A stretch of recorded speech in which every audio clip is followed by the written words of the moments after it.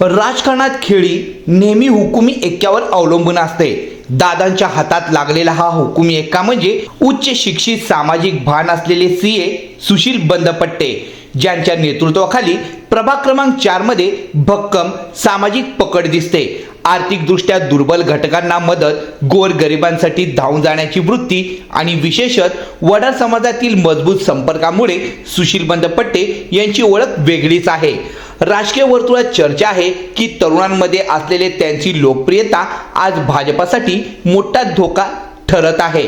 मागील निवडणुकीत भाजपाचे पॅनल निवडून आले असले तरी यंदा जनता असंतोष व्यक्त करताना दिसत आहे।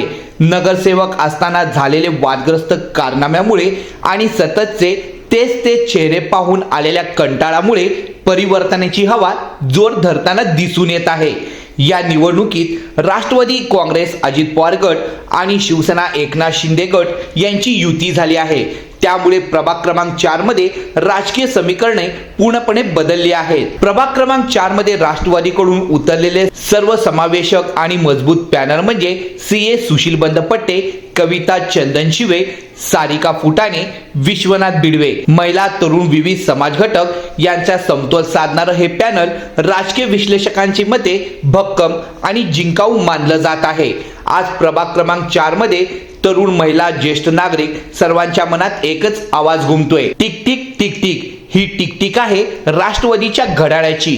काही नेते म्हणतात राष्ट्रवादीचं घड्याळ बंद पडलंय, पण प्रत्यक्षात ही वेळ आली आहे काम करणाऱ्यांची, संघर्ष करणाऱ्यांची, जनतेसाठी झटणाऱ्यांची।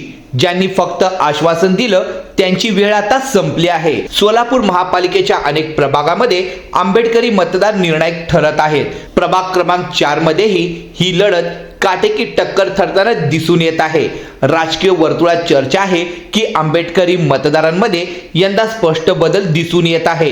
एकीकडे भाजपाचा जुना बालेकिल्ला तर दुसरीकडे आनंददादा चंदनशिवे यांची रणनीती, सुशील बंदपट्टे यांचा सामाजिक प्रभाव आणि राष्ट्रवादी सेना युतीची वाढलेली ताकद, या सगळ्याचा परिणाम असा आहे की प्रभाग क्रमांक 4 मध्ये राजकीय इतिहास घडणार का?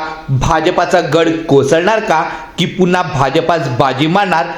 उत्तर लवकरच मतपेटीतून बाहेर येईल। तोपर्यंत सोलापुरात एकच चर्चा आहे, घड्याळ चालतंय राष्ट्रवादीसाठी।